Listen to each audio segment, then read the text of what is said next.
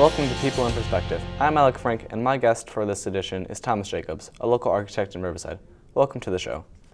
So Thomas, what is an architect? What does an architect do?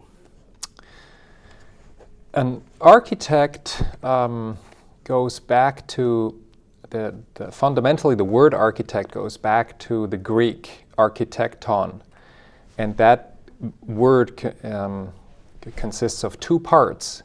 The archi stands for chief, and tekton stands for builder. So it actually means chief builder. And in ever since ancient time, or when this term was coined as such, architects have effectively been the professionals who design buildings, who you put their ideas on paper and make it visible so that they can talk with their clients about what people's needs are and what they're going to build. And they also then oversee the construction of their projects. And the question we quite frequently get from people is architecture and engineering the same thing? And it isn't. Architects, again, are in charge overall for the design and the whole vision. But as an architect, you actually work with a lot of engineers. For instance, a structural engineer or a civil engineer. And those are specialists that help you really figure out all the many details that go into a building. Okay, and what was your training to become an architect? My training was basically a college degree, and I happened to be from Switzerland. I grew up there. And I went to a college in Zurich, Switzerland, which is the Federal Institute of Technology. And that is a 5-year program. So you had, for 4 years, you went through different design studios and all kinds of classes. And 1 year of that program is also a practicum, as they say there, which is a full year that you actually have to go and work in an architectural office so that you see what really happens in real life. And this is actually a very important component of that education because, I think quite a few people think that architecture is just something where you sit at your desk and you just draw all day long. And of course, that's a great and fun part, but there's many, many layers in addition to that. And when you work in an actual office, you get to see what it's really like. And just to maybe elaborate on that a little bit in terms of what architecture is, it's obviously a creative profession, but one of the great things that I think about it is that you meet new people and extremely interesting people every day. It's sort of I'd say probably one of the ultimate team sports is architecture.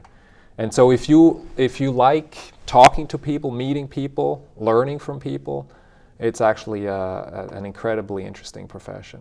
Okay, and what made you want to become an architect?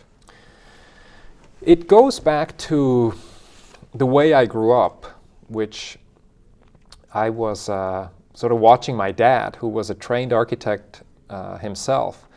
But he then, after he had gone to school, he only worked as an architect for about a year and then worked for a construction company. Mm-hmm. And so what I did growing up was on a free afternoon, I would frequently join him on his rounds. He'd have to sort of oversee a couple of construction sites. And I just go along and had a lot of fun climbing up on gravel hills and, throwing stuff through pipes and whatnot. And so I grew up with it in a way. And then also, liked creating things or drawing things and even making things with my own hands. And that's something that, the questions like why are you an architect, or mm-hmm. what's it all about to begin with? I think that's actually, at this stage in my career now, I have come to see the profession as something that is really quite unique, I think, which is when you plan a project, you actually have to imagine the future, right? If you came to me and said, can you plan a house for my family or for my friends or whatever, it's a communication that we have to, together, we have to figure out what your need is, what you need to live or work in. And that ultimately is this creative process that actually predicts the future and then designs towards something that will help you in the future. And as such, why are you an architect? I think it is really at the heart of it is this very fact that we are creating the future and we're creating change that's real. We create real buildings. And so as much as everybody talks about change and considering how hard it is, we actually do it every day. And it's very incremental. It's not necessarily a lot at one time. But the fact that whatever we do really builds towards a better built environment and to fulfilling needs is something that I absolutely love about our profession. And recently you received an award. Can you tell me more about that award? Yeah, the award was the 2012 Young Architect Award as given out by the American Institute of Architects and the national chapter of the AIA. And among family and friends, it's been sort of a fun thing to say. I'm now certified that I'm young, which to you is maybe one thing or another. But in reality, it is an effort to recognize, and actually, young architect, because just even think of Frank Lloyd Wright or Le Corbusier or some of the very famous architects. When you look over their careers, it takes an architect to do really good work, takes them almost a lifetime. And so one of the challenges that the profession has is to actually recognize younger people. And I think this is part of what they try to do. So they give out an award for leadership in the profession and engagement. And I teach at IIT, at the College of Architecture. Mm-hmm. And so the combination of the things that I have been doing up to this point was recognized.